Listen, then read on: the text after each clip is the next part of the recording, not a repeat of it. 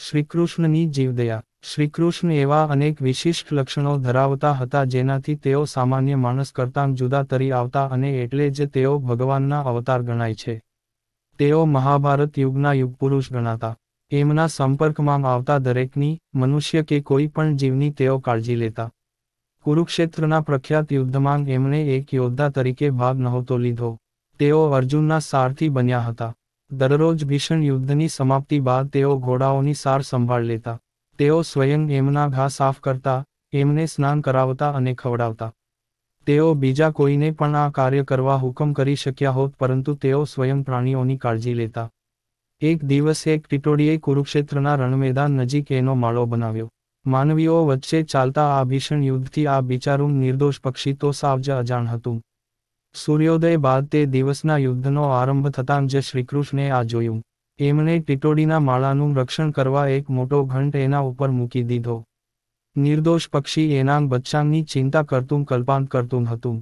પરંતુ તેઓ તો શ્રીકૃષ્ણે મૂકેલા ઘંટ નીચે સલામત હતા. યુદ્ધ સમાપ્ત થતાં શ્રીકૃષ્ણે ઘંટ ઉપાડી લીધો અને ટીટોડીને એનો માળો સલામત મળી ગયો. આવા ભીષણ યુદ્ધ મધ્યે પણ ભગવાન જો આટલા નાના જીવની આટલી બધી કાળજી લેતા હોય તો આપણે તો નિશ્ચિંત રહેવું જ જોઈએ કે એ ભગવાન આપની કાળજી લેતા જ હોય.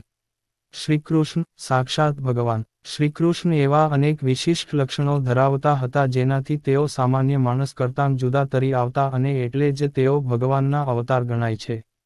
પરંતુ તેઓ જાહેરમાં ભાગ્યે જ આવું કશું બોલ્યા હતા. કુરુક્ષેત્રના યુદ્ધમાં કૌરવોનો પરાજય થયો અને બધા જ કૌરવો માર્યા ગયા. ભીષ્મ, દ્રોણ, કર્ણ અને કૌરવ પક્ષે રહેલા બીજા અનેક મહાન યોદ્ધાઓ પણ માર્યા ગયા. 5 પાંડવો જીવિત રહ્યા હતા પણ એમના પુત્રો માર્યા ગયા હતા. અર્જુનનો પરાક્રમી પુત્ર અભિમન્યુ પણ મૃત્યુ પામ્યો હતો. આથી પાંડવોના વંશમાં કોઈ જ હયાત નહોતું રહ્યું.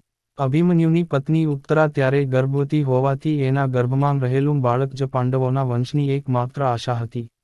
ગુરુ દ્રોણના પુત્ર અશ્વસ્થામાએ ઉત્તરાના ગર્ભમાં રહેલ બાળકને મારી નાંખીને પાંડવોના વંશનો નાશ કરવાનો નિર્ધાર કર્યો.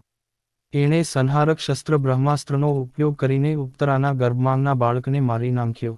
ઉત્તરા ચોધાર આંસુએ રડતી હતી અને પાંડવો પણ ઘણા ગમગીન થઈ ગયા કારણ કે એમનો એકમાત્ર વારસ પણ ન રહ્યો. આ સમયે ભગવાન શ્રીકૃષ્ણે ઉત્તરાના ગર્ભમાંના બાળકને જીવિત કરવા એમની શક્તિનો ઉપયોગ કર્યો. એમણે દર્ભની એક સળી લઈને પ્રાર્થના કરી, જો મેં હંમેશા સત્યનું આચરણ જ કર્યું હોય અને ક્યારેય કોઈ પાપ ન કર્યું હોય તો ઉત્તરાના ગર્ભમાં રહેલ બાળક જીવિત થાય.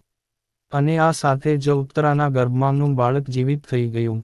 અહીં શ્રીકૃષ્ણે જાહેરમાં એમની શક્તિ અને વિશિષ્ટ ગુણો પ્રગટ કર્યા.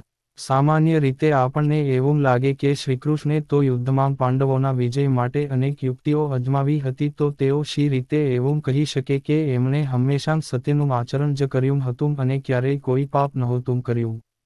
પરંતુ હકીકત એ છે કે ભગવાન શ્રીકૃષ્ણે હંમેશા સત્ય, ધર્મને જ સાથ આપ્યો હતો અને તેઓ માત્ર અધર્મ, અસત્યની જ વિરુદ્ધ હતા. આથી જ તેઓ વિશ્વાસપૂર્વક કહી શક્યા કે એમણે ક્યારેય કોઈ પાપ નથી કર્યું. ઉત્તરાએ જે બાળકને જન્મ આપ્યો એ રાજા પરીક્ષિત બન્યા અને પાંડવો બાદ એમણે હસ્તિનાપુરમાં રાજ કર્યું.